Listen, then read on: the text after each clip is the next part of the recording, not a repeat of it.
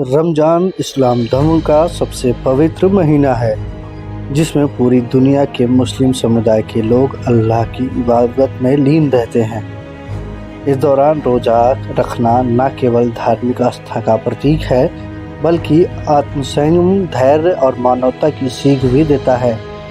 शिया धर्मगुरु ने इस अवसर पर सभी रोज़ेदारों से विशेष सावधानी बरतने की अपील की, ताकि रोजे के दौरान स्वास्थ्य से जुड़ी किसी भी समस्या से बचा जा सके। साहब, आज से रमज़ान शुरू हो गया, पहली रमज़ान है, क्या पैगाम देना चाहते हैं आप रोज़ेदारों को? सबसे बढ़ के पहले हम तमाम दुनिया के इंसानों को रोज़े जैसे सलामती के महीने की मुबारकबाद देते हैं और तमाम रोज़ेदारों से को ये पैगाम देना चाहते हैं कि रोज़ा अपने पैदा करने वाले अपने खुदा अल्लाह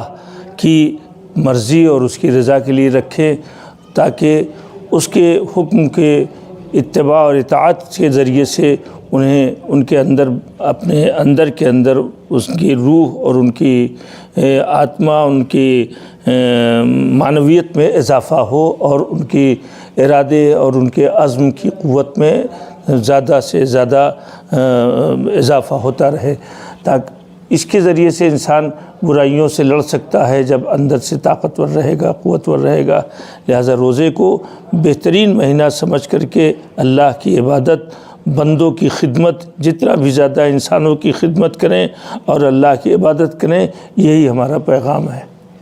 किस तरह की सावधानियां बरतें हैं रोज़ेदार और किस तरह से वो रोज़े को अपने रखें? रोज़े में सावधानी का ख़ुद अल्लाह ने हुक्म दिया है कि रोज़ा सिर्फ़ पेट के खाली रखने का नाम नहीं है, खाने से बचने का नाम नहीं है।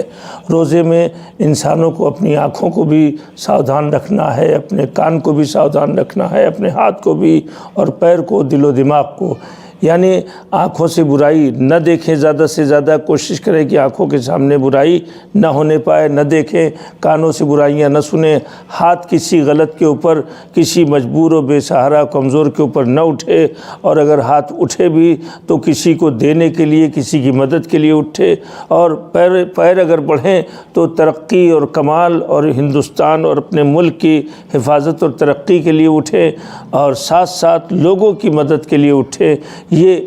असल में रोज़े का मकसद है, और हमारा ये रोज़े के सिलसिले में किन चीज़ों से सावधानियां बरतनी ज़रूरी है। और दूसरी बात, खाने पीने में भी, चूँकि हर पूरे साल हम लोग पेट भर के खाना खाते हैं, तो रमज़ान में उससे परहेज़ बरतना चाहिए। इसलिए कि रोज़ा रखा ही इसलिए जा रहा है ताकि आदमी कम खाए या न खाए, थोड़ा खाए, ताकि उसके ज़रिए से उसकी सेहत और जिस्म अंदर से मज़बूत हो और अल्लाह की इबादत और दुआ दुगाने में लग के अपनी रूह को मज़बूत करे। ये दोनों जब मज़बूत होंगे तो वो पूरी दुनिया की खिदमत कर सकता है, तरक्की कर सकता है, पढ़ सकता है। लिहाजा रोज़ा एक तरह से डॉक्टर भी है, हकीम भी है, और रोज़ा एक तरह से अपने अल्लाह, अपने पैदा करने वाले, अपने खुदा की तरफ मुतवज्जे करने का एक बेहतरीन ज़रिया है।